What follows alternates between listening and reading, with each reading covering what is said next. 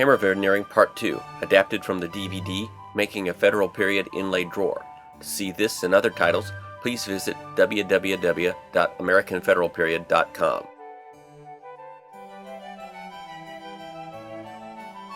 This sheet of veneer illustrates a couple pitfalls that unfortunately the previous one didn't illustrate.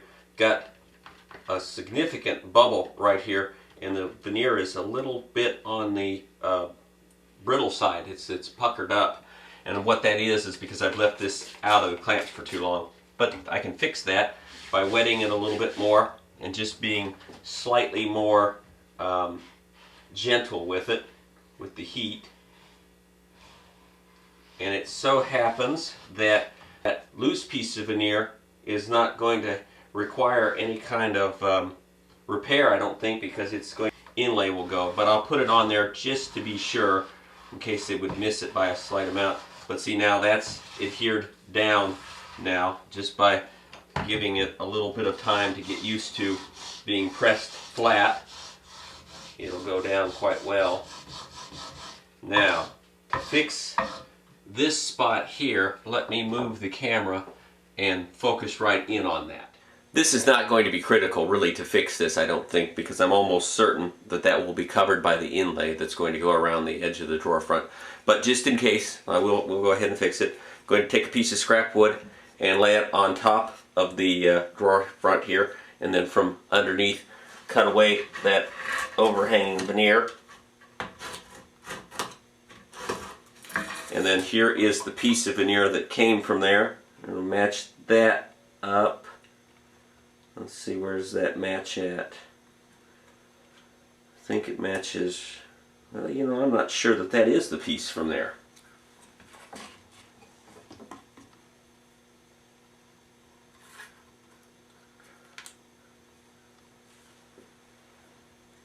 Oh yeah, it is. I wasn't pushing it down far enough. I'm sorry. Yes, that is the piece of veneer from there.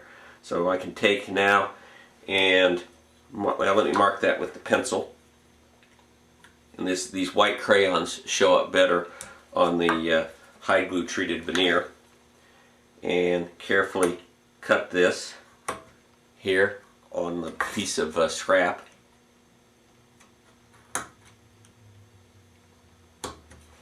Yeah, I think that'll work. And get a spot of glue, put it right there on the edge, and slide it into place, kind of like a small rub joint, and hold that down with my thumb.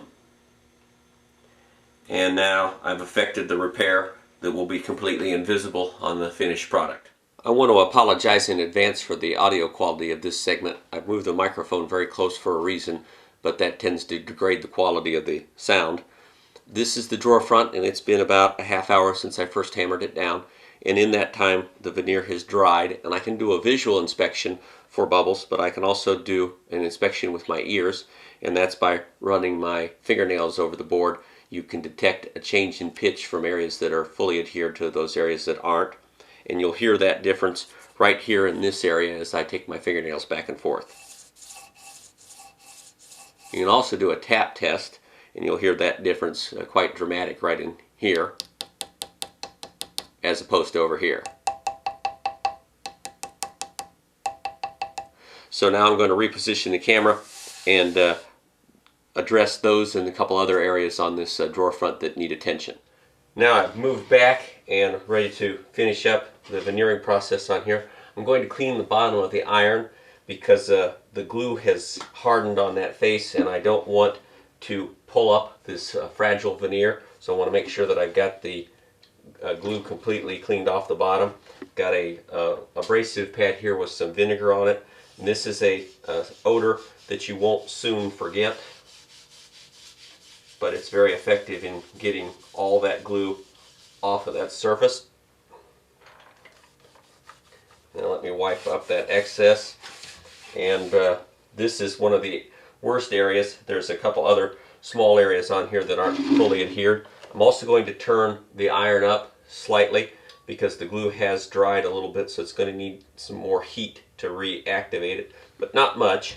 Now here I may hear a minor amount of sizzling, If I do, that's not as much of a concern as it was in the earlier go around.